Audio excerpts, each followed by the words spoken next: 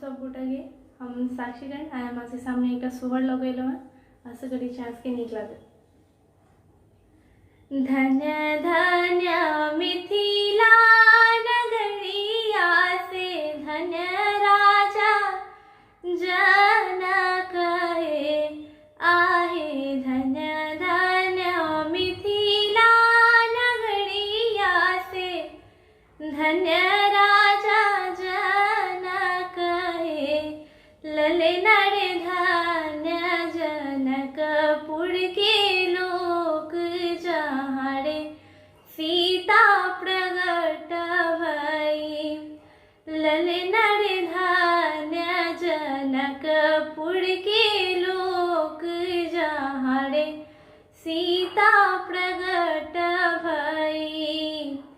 धन्य धन्य मिथिला नगरिया से धन्य राजा जनक आहे। धन्य धन्य मिथिला नगरिया से धन्य राजा जनक लले नरे धन्य जनकपुर के लोक जहारे सीता प्रगट भई। लले नरे धन्य जनकपुर के लोक जहारे सीता प्रगट भई। जनमला सिया सुख दायिनी दुख हरैया आहे।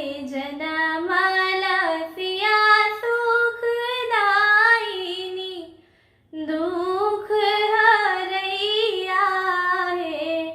लले नरे हरषित वन उपवन जहारे सीता प्रगट भई।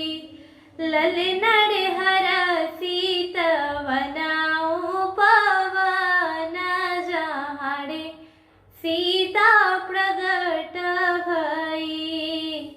धन्य धन्य मिथिला नगरिया से धन्य राजा जनक लले नरे धन्य जनकपुर के लोक जहारे सीता प्रगट भई।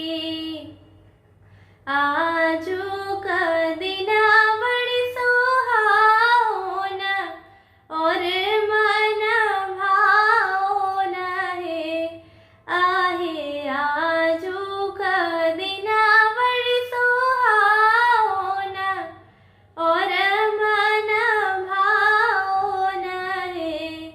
लले नरे शुभ दिन आयल अंगन माझा हारे सीता प्रगट भई।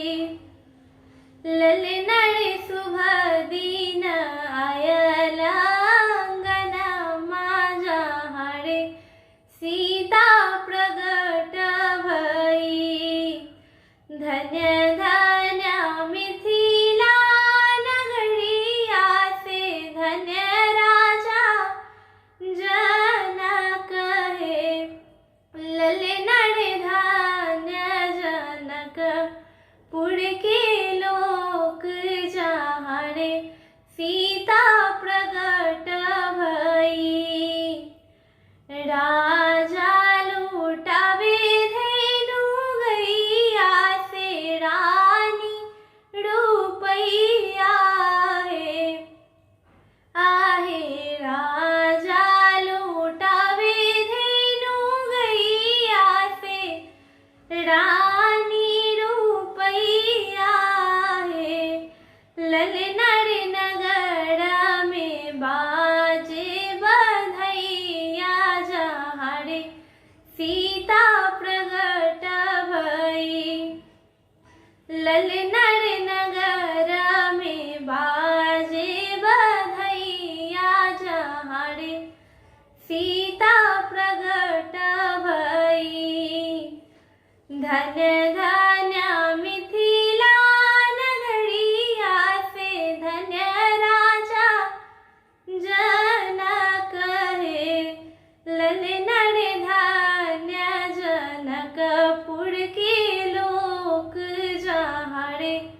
सीता प्रगट भई, ललना